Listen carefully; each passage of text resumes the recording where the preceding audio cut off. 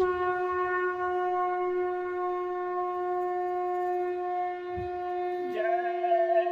गुरुदेव। जय गुरुदेव। जय गुरुदेव। जय गुरुदेव। जय गुरुदेव। जय गुरुदेव। गुरुदेव है पधारे, स्वागत करूं मैं कैसे। गुरुदेव है पधारे, स्वागत करूं मैं कैसे। कछु हाथ ना हमारे, स्वागत करूं मैं कैसे। कछु हाथ ना हमारे, स्वागत करूं मैं कैसे। मैं बालक हूँ अज्ञानी, महिमा ना गुरु की जानी। मैं बालक हूँ अज्ञानी, महिमा ना गुरु की जानी। भगवान है पधारे, स्वागत करूं मैं कैसे। भगवान है पधारे, स्वागत करूं मैं कैसे। कछु हाथ ना हमारे, स्वागत करूं मैं कैसे। कछु हाथ ना हमारे, स्वागत करूं मैं कैसे। मैं गुरु शरण में आया, प्रण को भी ना निभाया। मैं गुरु शरण में आया, प्रण को भी ना निभाया। माया का जाल भारी, निभाऊं मैं कैसे। माया का जाल भारी, निभाऊं मैं कैसे। गुरुदेव है पधारे, स्वागत करूं मैं कैसे। गुरुदेव है पधारे, स्वागत करूं मैं कैसे।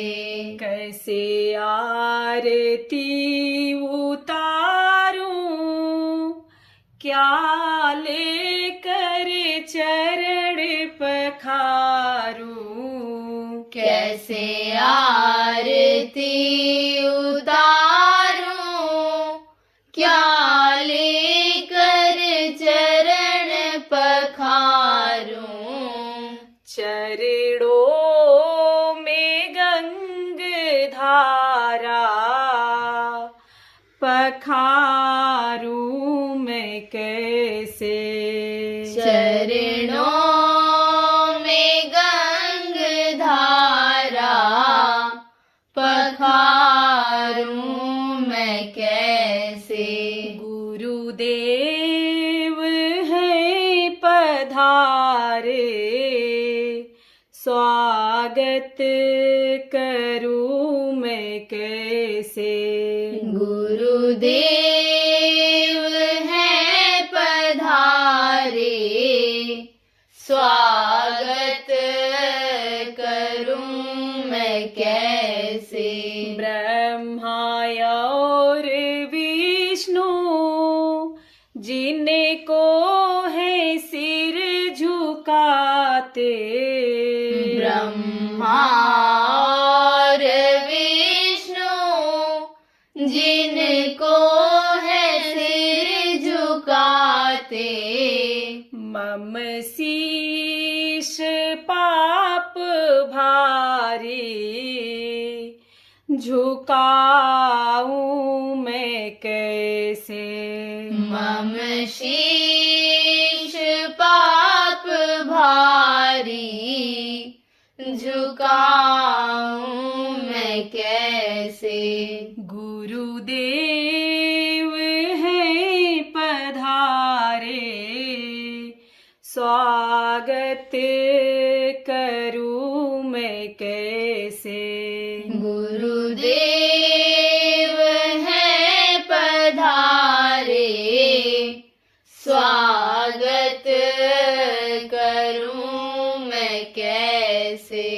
इन्हें आंसुओं की माला लो भेंट है तुम्हारी, इन आंसुओं की माला लो भेंट है तुम्हारी। मैं हूँ शरण तुम्हारी, स्वागत करूं मैं कैसे। मैं हूँ शरण तुम्हारी, स्वागत करूं मैं कैसे। गुरुदेव हैं पधारे, स्वागत करूं मैं कैसे। गुरुदेव हैं पधारे, स्वागत करूं मैं कैसे। कछु हाथ ना हमारे, स्वागत करूं मैं कैसे। कछु हाथ ना हमारे, स्वागत करूं मैं कैसे। जय गुरुदेव, जय गुरुदेव।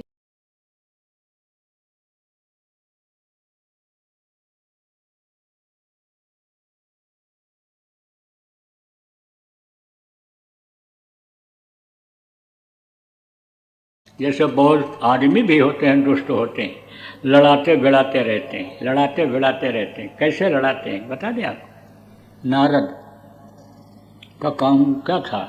लड़ाना भिड़ाना, उनका काम यही था। तो एक यानी गांव में से निकल रहे थे, तो लड़कों ने कहा प्रभु आपकी बड़ी महिमा है, आपका बड़ा नाम है, बहुत लोग याद करते हैं आप, प्रभु आप झगड़ा लगाते हो। बोले ऐसे ही हिला दिया मैं, अब ऐसा कर दिया तो ना हाँ ना ना, क्या ऐसा ऐसे कर दिया, ऐसे करे तो ना ना हाँ। तब कहे प्रभु हमारे यानी गांव में एक सेठ और सेठानी रहते हैं, तो उनमें कभी झगड़ा नहीं हुआ। बाकी झगड़ा होता रहता है, कुछ कुछ होता रहता है, कोई जोर से चिल्लाता है, कोई धीरे से बोलता है, कोई हिंदी में बोलता है, कोई अंग्रेजी में गाली देता है, झगड़ा होता रहता है। तो प्रभु उनमें झगड़ा नहीं होता है, तो झगड़ा करा दो। बोले अच्छा। गए सेठानी के पास पहुँचे, तो सेठानी से कहा कि बैठाया, उसने पानी पत्ता पिलाया। विद्वान भी थे, मदद भी करते थे, ये नहीं झगड़े लगाते थे। वो मदद भी करते, जानकार थे। क्यों? क्योंकि उनकी दिव्य दृष्टि खुली हुई थी। दिव्य दृष्टि किसको कहते हैं? इन्हीं दोनों आँखों के बीच में तीसरी आँख, वो खुली हुई थी। वो खुल जाती है तो ऊपर की सारी चीज़ें दिखाई पड़ती हैं। तो उनकी वो खुली हुई थी, तो वो विष्णु लोक में पहुंच जाते थे, समाचार यहाँ का दे देते, वहाँ से ले आते थे। लोगों की कोई दुख हो, तकलीफ हो तो उनको बताते थे, और वो उसका उपाय बता देते थे कि उसको कह दो, ऐसा करे, वैसा करने से लोगों को फायदा हो जाता था। तो लोग इन्हीं को भगवान मानने लगते थे। नारद भगवान कहते थे, आपके अंदर तो भगवान की ताकत है। कुछ अपनी प्रतिष्ठा को, इज्जत को बढ़ाए रखने के लिए यही नहीं कहते थे भगवान से पूछ के बताएंगे, कहते थे अच्छा बताएंगे, आप दोबारा बताएंगे, आप यहाँ आएंगे तो बताएंगे, या चले आना तो बताएंगे। तो लोग समझते थे यही भगवान। तो नारद भगवान भी उनको लोग कहते थे, लेकिन वो झगड़ा भी लगा देते थे। आदत थी, स्वभाव था। स्वभाव नहीं बदलता है। जैसे अब जैसे कोई भजन न करे, कोई औरत हो, कोई भजन न करे तो समझो कि कर्म खराब हो गए। किसमें जाना पड़ेगा? उन्हीं में। किसमें? ये जो कुत्ता बिल्ली कीड़ा मकोड़ा है उनमें बंद होना पड़ जाता है। आप ये समझो कि गुरु भक्ति नहीं किया, गुरु के आदेश का पालन नहीं किया और मनमुखता आ गई, मन के हिसाब से काम किया, तो उन योनियों में जाना पड़ जाएगा। कबीर साहब ने कहा, कबीर गुर की भक्त बिन नारी कोकरी होए, गली गली भूकत फिरे, टूक न डारे कोई। ऐसा स्वभाव हो जाता है। अब वो स्वभाव छूटता है। बहुत पढ़ी लिखी है, बहुत सुंदर सुडोल शरीर आ गई, बहुत अच्छे घर में जन्म लिया, बहुत अच्छे घर में शादी ब्याह हो गया, लेकिन अब वो स्वभाव बना हुआ है।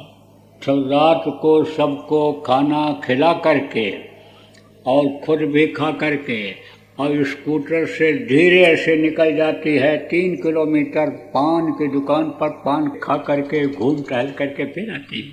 पैर रुकता है। जैसे साहब गए, दफ्तर चले गए, दुकान पर चले गए, सटक लिया फट से, इस घर उस घर उस घर, उधर उधर घूमती रहती है, तो स्वभाव जल्दी नहीं छूटता है। कहा कबीर गुरु के भक्त बिन राजा गधा होए, माटी लादे कुम्हार का, घास न डाले कोई। वो तो लादी लादी नहीं पड़ेगी। किसकी लादी? लोगों की, एक घर की। कितने घर का कपड़ा गधा लाद करके ले जाता है। धोबी का गधा जो होता है वहाँ कहाँ? घाट पर। अब राजा अपने कर्तव्य का पालन नहीं किया, या यही समझ बैठा कि हमको केवल प्रजा को देखने के लिए ही, पालन करने के लिए ही, इस राज्य को संभालने के लिए ही पैदा किया गया है। आत्मा के कल्याण के बारे में अगर राजा नहीं सोचा तो समझो कि जो प्रजा का बोझा रहा, प्रजा का खाया हुआ जो कमाई का जो अन्न खाता रहा, वो बोझा जो आया वो गधा बन करके उनका धोएगा। किसका धोता है? एक आदमी का धोबी कपड़ा धोता है, कितनों का धोता है। तो बोझा धोबी का गधा बन करके वो ढोना पड़ता है, कर्मों का भोग भोगना पड़ता है। तो स्वभाव ऐसे ही आदमी बन गया। स्वभाव बन जाता है तो थोड़ा देर में छूटता है। तो नारद जी का स्वभाव बन गया था झगड़ा लगाने का। पहुँचे तो सेठानी ने पानी पत्ता पिलाया और फिर कहा कि महाराज भोजन बनाते हैं आपके लिए। नहीं, हम तो बस ऐसे चले आए थोड़ा सा बताने के लिए तुमको कि तुम्हारा जो सेठ है ये बिल्कुल बेकार आदमी है। नहीं नहीं, आप ऐसा क्यों कहते हो महाराज? अरे बिल्कुल बेकार आदमी है ये तो बस पैसे पैसे पैसे के चक्कर में लगा रहता है ये। इसका दिल और दिमाग एकदम से बिल्कुल बेकार हो गया, खारा हो गया, नमक जैसा हो गया। कहा नहीं नहीं, अरे तेरा कोई ध्यान नहीं रखता है, बस तुझसे तो बस संबंध खाली रोटी तक का ये रखता है, चला जाता है, बस पैसा कमाने में नहीं लगा रहता है, बस ये वही बिजनेस, वही व्यापार, वही कुछ। अरे नहीं नहीं महाराज, इनके जैसा पति सबको मिले, बहुत अच्छे हैं, ये देवतुल्य हैं। अरे सब कुछ हो, लेकिन है तो पिछले जन्म का नमक का व्यापारी। और अगर तुझको विश्वास न हो तो तू देख लेना, जब रात को तू सो जाती है तब तेरा ये रात यानी समझो इसका तू देख लेना, पूरा बदन इसका खारा है, साथ के चाहे देख लेना, पूरा बदन नमकीन लगेगा, कहीं भी तू चाटेगी तो नमक से भी खाना लगेगा। इतना कह करके चले गए। और दिमाग में कोई चीज़ आदमी के आ जाता है, नई चीज़, तो मानो का ये स्वभाव है, वही सोचता रहता है, वही सोचता रहता है, दिन भर वो सोचती रही। और फिर सोच लिया उसने कि रात को देख लेंगे एक बार, इनकी नारद की बात सत्य होती है कि असत्य होती है। फिर सेठ के पास पहुंचे नारद, बोले सेठ क्या जलवा है आपका, क्या नाम कमाया आपने यहाँ, कितना माल भरा पड़ा हुआ है, जो देखो आपकी तारीफ कर रहा है। और अगर आपकी औरत भी साथ दे ले जाए आपका, अरे तो फिर तो सोने में सुगंध हो जाए। लेकिन वो औरत ही समझो कि नीम के ऊपर यानी करेला चढ़ जाता है, ये काम वो कर देती है। कहे नहीं नहीं, औरत तो लक्ष्मी है, बहुत अच्छी है, जब से घर में आई है तब से ही सब लक्ष्मी की बढ़ोतरी हो रही है, बड़ी सेवा कर। क्या सेवा करती सेठ, माल बना करके खाती है, जब तुम चले जाते हो तुमको तो दो ठो परोठा सेक करके दे देती है, और फिर माल खाती है, क्योंकि उसकी तो आदत है ना चट्टूपने की। क्योंकि एक यानी दुकान पर, एक घर पर उसका तो पेट नहीं भरता था, वो तो दुकान दुकान जाती थी, चाटती थी पत्ता। है क्या कह रहे हो महाराज, हाँ पिछले जन्म की कुटिया है। और अगर तुमको विश्वास न हो तो रात को जब सोने लगना तो सोने का नाटक करना, देखना चाटती है, रात भर चाटती रहती है तेरा बदन। लगा दिया, और इसका काका निकल गए। और सेठ भी सोचने लगा, भाई बात सही है कि गलत है, क्या है सोने के बाद किसी को पता रहता है कहाँ सोए हैं, किसी को खाने के बाद पता रहता है क्या खाए थे। भाई बात तो सही है, खाने पीने और सोने के चक्कर में सब लोग देखो पड़े हुए हैं, खाने के बाद किसी को नहीं पता रहता है। मिट्टी से भी यानी खराब चीज सुबह जब लेटरिन जाओ तो निकलती है, बदबूदार ही निकलता है। भाई सोने के बाद देखो किसी कुछ नहीं पता, तो लाओ आजमाइश कर लिया जाए, देख लिया जाए। अब खा पी करके लेटे, नकली नकली नाक बुलाए, घुर घुर नाक बुलाए। तो उसने तो सोचा कि अब तो सो गए, और बस कहा लाओ एक बार देखने चाट के, जैसे चाटा तैसे दिया चाटा, दिया चाटा। हाँ वो झगड़ा लोनिया कहीं का, वो कहा कि कुटिया कहीं का, ओ लोनिया कहीं का, कुटिया कहीं का, ओ बस वह झगड़ा। लड़के खुश हो गए, लेकिन नारद भी हार गए बच्चियों। ये भी बता दें, कुछ कुछ होता रहता है किसके यहाँ, घरों में सास और बहू के झगड़े में कुछ कुछ होता रहता है, मन मुटाव बना रहता है। तो नारद कहाँ हार गए, उसी गांव में, यानी एक गांव में यानी समझो कि सास और बहू रहती थी, उनमें भी उसी गांव में मतलब था, नज़दीक में था, वहीं पर उसी वो भी रहती थी, तो उनमें झगड़ा नहीं होता था। तो नारद जा रहे थे तो बोले, प्रभु सेठ और सेठानी में तो बगल के गांव में आपने झगड़ा करा दिया, हमारे गांव में भी हैं, ये इनको करा दो, आप में तो बड़ी ताकत है, बड़ी महिमा है आपकी। तो खुश हो गए नारद। जो जिसको मान और सम्मान चाहिए होता है, इज्जत जिसको चाहिए होती है, उसकी तारीफ कर दो तो उससे कत्ल करवा लो। ये कहावत है ना कि वो सम्मान के लिए बहुत से लोग इसी में नाम कमाना चाहते हैं। लेकिन ये नहीं मालूम है कि जो गल काटे और का अपना रहा कटाए, साहब के दरबार में बदला कहीं न जाए। अगर किसी को मार दोगे, किसी को काट दोगे, किसी का शिकार करोगे तो तुम्हारा भी शिकार होगा, तुम भी मारे जाओगे, काटे जाओगे, तुम्हारा भी गला कटेगा। कहाँ? कि जब निराश हो जाओ, जब कोई हाथ पैर नहीं चलेगा, जब कोई तुम्हारा बस नहीं चलेगा, जब गुहार लगाने पर कोई तुम्हारे लिए दौड़ेगा नहीं, तुम्हारी कोई मदद नहीं कर सकेगा, जब हर तरफ से असहाय हो जाओगे और साहब के दरबार में एक दिन सबको पेश होना पड़ता है, तो समझो कि वहाँ पर समझो कि जैसे बॉर्डर हो, उस बॉर्डर से निकल करके ही दूसरे देश में जाना होता है। तो बॉर्डर पर एक दिन सबको जब जाना होता है वहाँ पर, तो उसके सज़ा से बच नहीं सकते हो। ये लोग नहीं सोचते हैं, लेकिन स्वभाव बन जाता है, आदमी की आदत बन जाती है, तो आदमी उस तरह से करने लग जाता है। तो कहा कि समझो कि उनमें झगड़ा करा दो। बोले चलो करा देते। तो दिव्य दृष्टि तो खुली ही हुई थी, देखा कि सास नीचे नसैनी पकड़ी हुई है और बहू नसैनी यानी सीढ़ी के ऊपर चढ़ करके ऊपर से अचार का मटका उतार रही है। तो इन्होंने सोचा मौका अच्छा है, और गण को भेज दो अपनी, और जाए मटका ढकेल दे तो गिर जाएगा नीचे। और जैसे मटका गिरेगा तैसे ये कुत्ते की तरह से दोनों लड़ेंगे, सास और बहू, और लड़के ठपोरी बजाएंगे और हमारा काम पूरा हो जाएगा। तो लड़के तो लगे हुए थे वहीं गांव के, लगे हुए थे दरवाजे बाहर, जैसे झगड़ा हो तैसे जिंदाबाद नारद भगवान जिंदाबाद नारा लगा दो।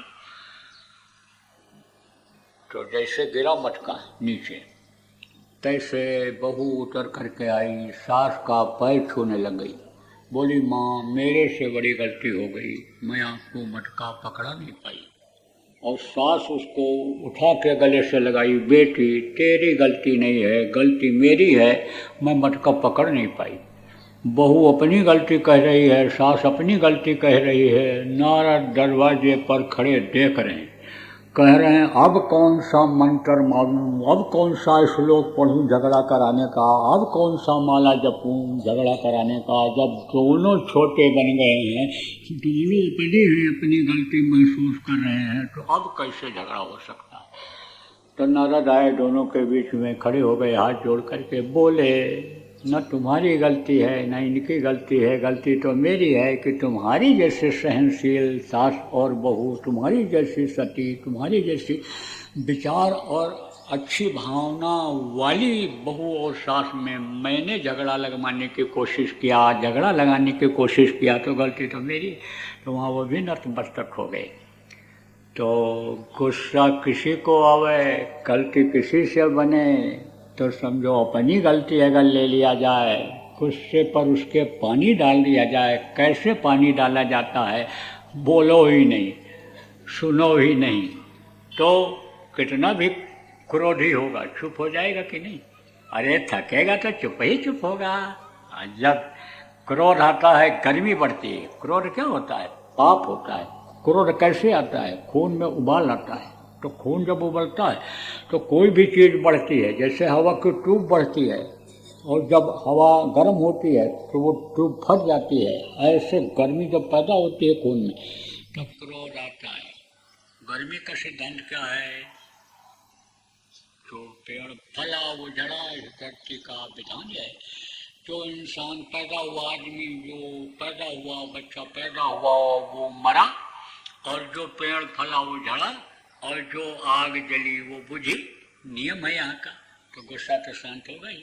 जब गुस्सा आएगा तो हाथ पैर पटकेगा, हाथ दिखाएगा, थप्पड़ दिखाएगा, मुक्के दिखाएगा, लेकिन दूसरा जब कुछ बोलेगा ही नहीं, न सुनेगा न देखेगा क्या कर रहा है, तो अपने आप फटफट फटफट करके और चुप हो जाएगा, बंधन में बन जाएगा। किसके बंधन में?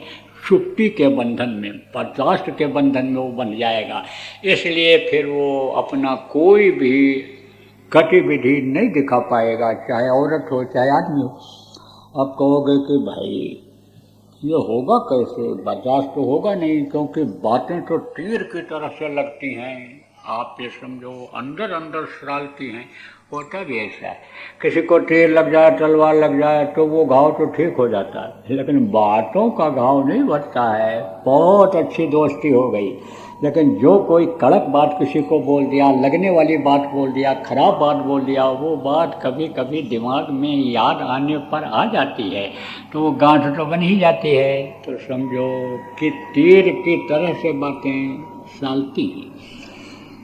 अब बातों को सुनो नहीं, और किसी की भी बात हो, चाहे औरत की हो, चाहे आदमी की हो, चाहे सास बहू की हो, पत्नी की हो, बच्चे की हो, तो उसके लिए कान में लगाओ उंगली, बैठ जाओ ऊपर कपड़ा डाल के भजन के लिए, तो न सुनोगे न देखोगे तो झंझट टल जाएगा। और बाद में जो गुस्सा किया हुआ है उसे पानी पिलाने जब जाओगी बच्चियों, तब कहेगा कि नहीं अभी इच्छा नहीं है। पहले तो गाली दे रहा था, पहले तो यानी मायके तक का सब सजरा बता रहा था, गाली गलौज। कभी किसी ने खानदान में मामा के यहाँ कोई गलती किया होगा तो ऐसा भी बोलता, तेरे मामा ने ऐसा किया, तेरी उन्होंने ऐसा किया, लेकिन फिर नहीं बोलेगा। इसलिए थोड़ा बर्दाश्त करने के लिए यानी समझो भजन पर बैठ जाओगे, दोनों काम हो जाए।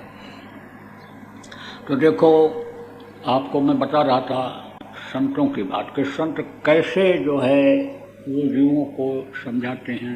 उसके लिए सत्संग सुना करके, हर तरह की बातों को सुना करके, दुनिया की तरफ से उदासीनता ला करके, और अपना घर, अपना देखो देश याद कराते हैं, पिता को याद कराते हैं, अपने बराबर इस मनुष्य शरीर के बारे में बताते हैं कि यह नाशवान है, यह हमेशा रहने वाला नहीं है, इसको अविनाशी नहीं कहा जा सकता है, इस देश को अविनाशी देश नहीं कहा जा सकता है, इस देश के मालिक को अविनाशी नहीं कहा जा सकता है, क्योंकि इनमें भी बदलाव आता है।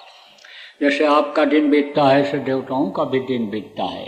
ऐसे जो देवताओं के निर्माता हैं, जो ब्रह्मा विष्णु महेश तीनों देवताओं के ये मालिक हैं, इनके जो पिता हैं उनका भी दिन होता है।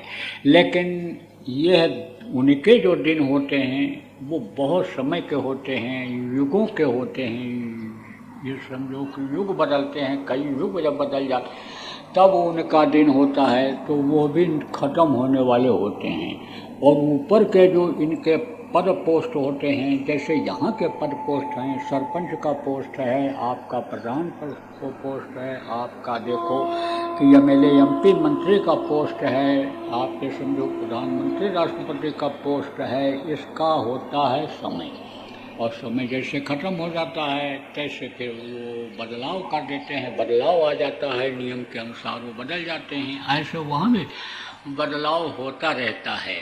तो प्रेमियों, कहने का मतलब ये है कि यह कुछ भी यानी समझो कि यह स्थिर नहीं है, यह सब खत्म होने वाला है, और ये शरीर भी खत्म हो जाए।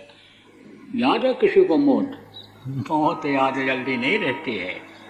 मौत को अगर याद कर लिया जाए, रोज आदमी उठे और सुबह यही सोचे कि पता नहीं अब हम रात देख पाएंगे कि नहीं। रात को सोने से पहले यही सोचें कि क्या हम सवेरा देख पाएंगे, नहीं देख पाएंगे। यही अगर सोचें तो भाई कहेगा कि फिर हमको चिंता किस बात की है, पता नहीं जब हम ना देख पाएं तो हम क्यों परेशान रहें। कुछ लोग तो सोने से पहले ही कल की फिक्र में लग जाते हैं कि कल कैसे करेंगे, कल से क्या होगा। नींद नहीं आती है जल्दी, नींद की गोलियां बहुत से लोगों को खानी पड़ जाती हैं। लेकिन कल जब किसी ने देखा नहीं तब कल के लिए क्यों परेशान हो। अच्छी नींद लो, बढ़िया से नींद लो, और फिर प्रार्थना करके सो, भजन करके सो, सुमिरन करके सो। प्रभु से प्रार्थना करो कि कल का दिन हमको दिखा दो। जब तक हमारा काम न पूरा हो जाए, तब तक हमारा ये शरीर न छूटे, तो हमको कल का दिन दिखाओ। सुबह जब आदमी उठता है तो बस वही टट्टी पेशाब, नहाना धोना, खाना पीना, रोज का काम वही, रोज खाओ रोज टट्टी करो, रोज खाओ वही रोज टट्टी करो। बस यही पिछले जन्म में कितने बच्चे पैदा किए, कितने जो है वो लोगों को नाती पोता का सुख मिला, और वही काम फिर करने में लगो तो फिर आना पड़ेगा नहीं आना पड़ेगा? अरे जन्म मरण लेना पड़ेगा कि नहीं? मरना भी पड़ेगा, मरने की भी तकलीफ झेलनी पड़ेगी, जीने की भी तकलीफ, यानी समझो जन्मते वक्त भी तकलीफ होती, झेलनी पड़ेगी कि नहीं? तो सुबह इसीलिए याद किया जाता है, सुमिरन किया जाता है, ध्यान किया जाता है, भजन किया जाता है, गुरु से प्रार्थना किया जाता है कि दिन हमारा ठीक से निकल जाए। जब तक हमारा काम न बन जाए तब तक हमारा ये शरीर यानी बरकरार रहे, हाथ पैर आँख कान ये हमारे सही रहें, कि जिससे इस परमार्थी काम में हम लगे रहें। इसीलिए प्रार्थना किया जाता है, कराया जाता है। सुबह शाम का नियम क्यों बनाया? पहले भी बनाया हुआ था नियम, जब जितनी जानकारी जिसको थी लोगों ने बताया था, लोगों ने कहा भाई भगवान ये हैं, किसी ने पेड़ को कहा, किसी ने पत्थर को कहा, किसी ने किसी चीज़ को कहा, लेकिन यह नियम बना दिया था कि जाओ वहाँ पर, उनका दर्शन करो, उनसे प्रार्थना करो, उनका जो भोग बताए कि ये भोग उनको चढ़ाओ, धूप आरती करो। ये लोग करते थे नहीं करते थे, बताते थे नहीं बताते थे? तो अब भी बहुत से लोग करते हैं। इसी तरह से जिसको जो जानकारी होती है, संत को जो ये जानकारी हुई, तो संतों ने ये नियम निकाल दिया गृहस्थ के लिए कि इसको करो। अब ये समझो कि पहले जितना समय लोग देते थे, पहले यानी जितनी नियत लोगों की अच्छी थी, अब नहीं। पहले नियत से बरकत बहुत होती थी, थोड़ा कमाते थे, ज़्यादा यानी बचत होती थी, ज़्यादा लोग खा जाते थे। एक कमाता था 10 खाते थे, अब 10 कमाता तो भी नहीं पूरा पड़ता है। तो अब इस समय के जो संत आए हमारे गुरु महाराज जैसे, उन्होंने कहा कि भाई तुम 1 घंटा 2 घंटा करो, बाकी सब इसी में लगाओ, नहीं तो दिक्कत आएगी खाने की, रहने की, मान प्रतिष्ठा जो तुम्हारा बना रहना चाहिए समाज में, उसमें दिक्कत आएगी। तो 22 घंटा उसी में समय दो। अब समझो कि उसी में लगे अगर रह जाओगे तो मन आप ये समझो उसी में लगा रह जाएगा, रमा रह जाएगा। और मान लो 1 घंटा भी अगर बैठने लग गए तो कम से कम उधर से मन हटेगा। तो इसलिए नियम सत्संगियों को, आप लोगों को ध्यान भजन सुमिरन के लिए बनाना चाहिए। मौत को हमेशा सामने रखना चाहिए, प्रभु को हमेशा सामने रखना चाहिए। देखो जब बच्चा आपके सामने रहता है तब समझो खुश रहता है, बाप के सामने जब रहता है, और बेटा जब बाप के पास रहता है, बाप को देखता रहता है तो कितना खुश रहता है। तो इसी तरह से वो तो देख रहे हैं मेरे बेटा हैं, मेरे बच्चे हैं, क्योंकि उनकी विहंगम दृष्टि है। विहंगम दृष्टि किसको कहते हैं? जिसको दूर की चीज़ दिखाई पड़ जाती है। जैसे दूरबीन होती है, आँख में लगाओ तो दूर की चीज़ नज़दीक दिख जाती है, ऐसे ही वो बहुत पावर की दूरबीन समझ लो कि उनके पास है, कि जिससे वो आपको तो देखते रहते हैं लेकिन आप उनको नहीं देख पाते हो। तो आप ये समझो कि बराबर ये है भाव बनाओ कि हम उनको बराबर देखते रहें। अरे कल्पना तो करो, नहीं देख पाते हो तो इच्छा तो करो देखने की, तब तो वो दिखाई पड़ेंगे। जब कोशिश ही नहीं करोगे तो कहीं समझो कर्म ही न नर पावत नहीं, कर्म ही नहीं करोगे तो कैसे वो दिखेंगे।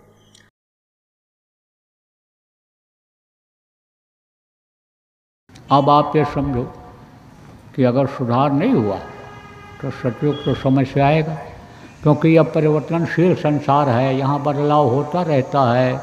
सबसे पहले जब धरती बनी थी तो सतयुग ही था, फिर त्रेता आया समय से, फिर द्वापर समय से आया, कलयुग आ गया। तो कलयुग में ही सतयुग आने की बात गुरु महाराज बराबर बोलते रहे हैं। लिंग पुराण के 40वें अध्याय में लिखा है, सूर सागर में लिखा है, जगन्नाथ दास की उड़िया किताब में सब लिखा हुआ मिलता है। तो अब कलयुगी लोगों को सुधारोगे नहीं तो ये सतयुग देख पाएंगे? फिर तो लाशों पे लाशों का होगा नज़ारा, सुनते तो जाओ संदेश हमारा। आप ये समझो खाक होंगे नगर, लोग मिट जाएंगे, जल जला में भी निशान रह जाएगा, ऐसा समय आएगा। जय गुरुदेव। सरकारी व गैर सरकारी अनुदान के लिए बिना सत्संगियों के सहयोग द्वारा जनहित के कार्यों में लगी हुई बाबा जय गुरुदेव धर्म विकास संस्था का मुख्यालय पिंगलेश्वर रेलवे स्टेशन के सामने मक्सी रोड उज्जैन मध्य प्रदेश में है। यहाँ पर सत्संग व नामदान का कार्यक्रम होता रहता है। अतः आप श्रोताओं से अनुरोध है कि बाबा उमाकांत जी महाराज के आश्रम उज्जैन एक बार परिवार सहित जरूर पधारिएगा। आपके सुझाव के लिए व्हाट्सएप नंबर 9575600700। जय गुरुदेव, जय गुरुदेव।